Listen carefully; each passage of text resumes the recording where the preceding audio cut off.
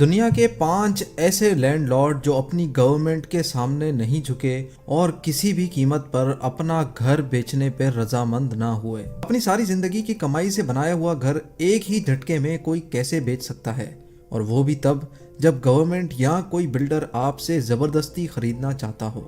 آج ہم آپ کو ایسے 5 گھر دکھائیں گے جن کے مالکان اپنا گھر خالی نہ کرنے کی ضد پہ اڑ گئے، چاہے ان کو سرکار کا سامنا کرنا پڑا یا کسی مالدار بلڈر کا، لیکن انہوں نے اپنا گھر خالی نہ کیا۔ آئیے شروع کرتے ہیں۔ Number 5، Austin Springs. Washington D C میں واقع بڑے بڑے اپارٹمنٹس کے بیچ میں دبا ہوا یہ گھر آسٹن اسپرنگز نامی شخص کا ہے۔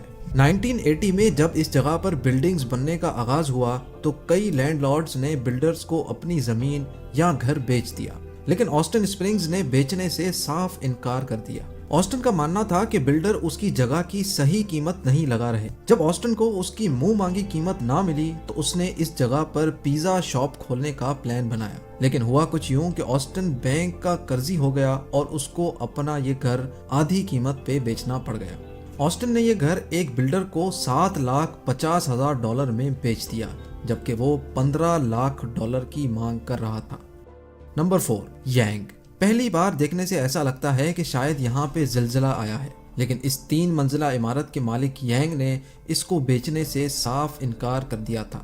چائنا کی بڑھتی ہوئی آبادی کے پیش نظر جس جگہ یہ گھر موجود ہے وہاں چائنیز گورنمنٹ کو ایک ہائی ٹیک انڈسٹریل پارک بنانا تھا۔ یانگ کے گھر کے پڑوسیوں نے تو گورنمنٹ کے آگے ہار مان لی، لیکن یانگ چائنیز گورنمنٹ کو کورٹ لے گیا۔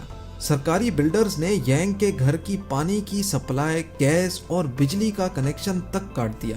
یانگ کو پانی بھرنے 1 کلومیٹر دور جانا پڑتا اور رات کو موم بتی کی روشنی میں گزارا کرنا پڑتا، اور آخر کار 2 سال کیس لڑنے کے بعد کورٹ نے یانگ کے حق میں فیصلہ دے دیا۔ نمبر 3، میز فیلڈ۔ واشنگٹن میں چھوٹا شہر ہے جس کا نام ہے سیئٹل۔ وہاں موجود ہے ایک شاپنگ مال جس میں ایک عجیب و غریب سا سوراخ نظر آتا ہے، لیکن قریب جا کر دیکھیں تو پتہ چلتا ہے کہ یہ مال ایک چھوٹے سے گھر کے ارد گرد بنا ہوا ہے۔ یہ بات ہے 2006 کی۔ ہوا کچھ یوں تھا کہ اس گھر میں ایک 84 سال کی خاتون اکیلی رہتی تھی جس کا نام میز فیلڈ تھا۔ اس وقت اس کے ارد گرد چند گھر بنے ہوتے تھے اور باقی ساری جگہ خالی ہوتی تھی۔ جب یہ جگہ کمرشل ہو گئی تو بلڈرز نے یہاں شاپنگ مال بنانے کا سوچا۔ انہوں نے باقی تمام گھروں کے مالکان کو تو قابو کر لیا، لیکن یہ خاتون یہاں سے ہٹنے کا نام تک نہیں لے رہی تھی، حتیٰ کہ میز فیلڈ نے $1 ملین کی پیشگی قیمت بھی ٹھکرا دی۔ بلڈرز نے بوڑھی خاتون کو مزید تنگ نہیں کیا اور اس کے ارد گرد شاپنگ مال تعمیر کر دیا، لیکن 2 ہی سال کے بعد وہ بوڑھی خاتون میز فیلڈ گزر گئی۔ اس کی وصیت کھولی گئی تو اس میں لکھا تھا کہ میرا یہ گھر بلڈر کو گفٹ کر دیا جائے۔ بلڈر نے اس کے گھر پہ قبضہ نہیں کیا اور نہ ہی اس پہ کوئی مال کھڑا کیا، بلکہ آج بھی وہ گھر بلڈر مینٹین کرتا ہے، بلکہ یہ میز فیلڈ ہاؤس اتنا فیمس ہو چکا ہے کہ لوگ اب اس کے ساتھ سیلفیز لینے آتے ہیں۔ نمبر 2، لوو باؤجن۔ ایک بلڈنگ کا ٹوٹا ہوا حصہ ایک نئے روڈ کے بیچ میں کھڑا گاڑیوں کا راستہ روک رہا ہے۔ اس بلڈنگ میں کئی فلیٹس ہوا کرتے تھے جس میں سے ایک فلیٹ میں ایک بوڑھے میاں بیوی رہتے تھے۔ جب گورنمنٹ کو یہاں پہ ایک روڈ تعمیر کرنا تھا تو باقی سارے لوگ پیسے یا متبادل جگہ لے کر فلیٹ چھوڑ گئے، لیکن لوو باؤجن اور اس کی بیوی سرکار کی طرف سے دیے جانے والے متبادل فلیٹ سے مطمئن نہ ہوئے اور انہوں نے اپنا فلیٹ چھوڑنے سے انکار کر دیا اور ٹوٹے ہوئے اپارٹمنٹ میں ہی رہنے کا فیصلہ کیا۔ مجبوراً سرکار کو وہ فلیٹ اور اس کے آس پاس کے کمرے چھوڑنے پڑے اور اس کے ارد گرد روڈ بنا دیا گیا۔ اور اب باری ہے نمبر 1 کی۔ جاپان میں نریتا ایئرپورٹ کے بیچ میں ایک فارم بنا ہوا ہے۔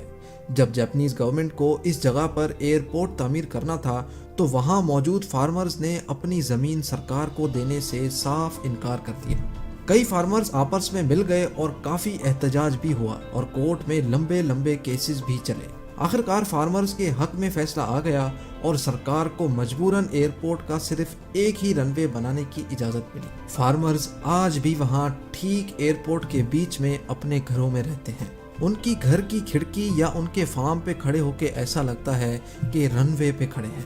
ناظرین، یہ وہ ممالک ہیں جہاں کی قومیں زندہ دل ہیں اور عدلیہ انصاف پسند۔